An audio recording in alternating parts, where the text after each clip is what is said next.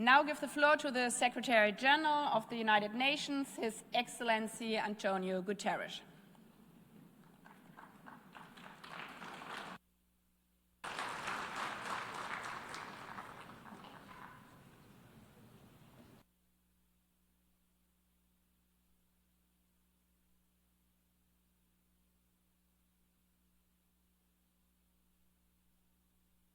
Madam President of the General Assembly, Excellencies, today we reflect on a deep betrayal of human dignity, the abduction of millions of Africans, stolen from families and communities they would never see again.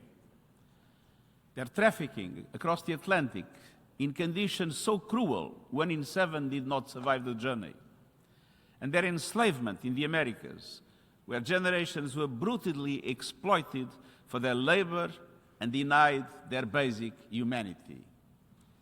These monstrous acts were the core of a global economic and social order, a system born of greed, built on lies, and enforced by violence. A system that prevailed for over 400 years and haunts our world even now. A system that reflected the worst of humanity. And that is why today is more than a time of remembrance. It's a moment to confront the lasting legacies of inequality and racism. We will never forget the victims of slavery.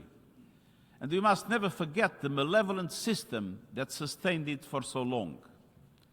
I'm singing of the laws that deprived the enslaved people of literacy, autonomy, and humanity. The economic, financial, and trade networks that enabled elites and empires, including my own country, to amass wealth built on stolen lives and stolen labor. And the barbaric punishments that maintained control, from shackles and iron collars to flogging and sexual violence. This was not simply forced labor. It was a machinery of mass exploitation and deliberate dehumanization of men, women, and children. The wounds run deep and often go unrecognized. I've often said the transatlantic slave trade was a crime against humanity that struck at the core of personhood, broke up families, and devastated communities. To justify the unjustifiable, slavery's proponents and beneficiaries constructed a racist ideology, turning prejudice into a pseudoscience. This perverse global order thrived because power acted without conscience, and we must use our power for better ends. By reflecting the false narrative of racial hierarchy and calling out the ugly lie of white supremacy, by dismantling its damaging falsehoods online, in the media, in schools, at work, in politics, and within ourselves, and by working for truth, justice, and repair. We recognize the extraordinary courage of the enslaved.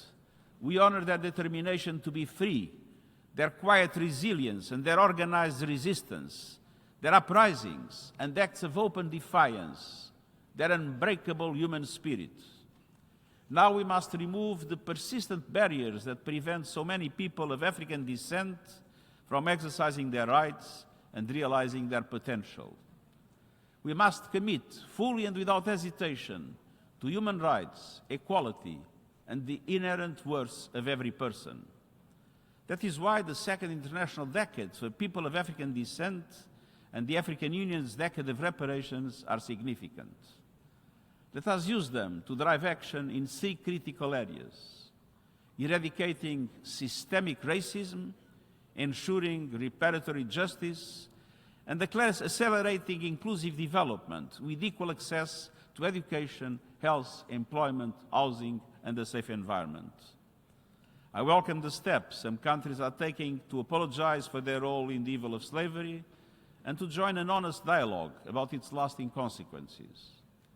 But far bolder actions and many more states are needed. And this includes commitments to respect countries' ownership of their own natural resources, and steps to ensure their equal participation and influence in the global financial architecture and the UN Security Council. I urge all member states to become state parties to the International Convention on the Elimination of all forms of racial discrimination if they have not already done it. Excellences, Your Excellencies, we cannot continue to tolerate racial violence or bigotry. We cannot keep letting inequality and injustice be ignored. We must turn memory into progress and remembrance into responsibility. The world we seek, rooted in freedom, equality, and justice, is within reach. Let us honor the victims of the transatlantic trade, not only with our words, but with our work. Let us build a future where all human beings live and thrive in dignity. I thank you.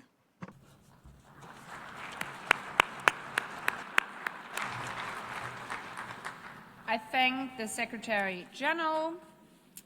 Before proceeding further and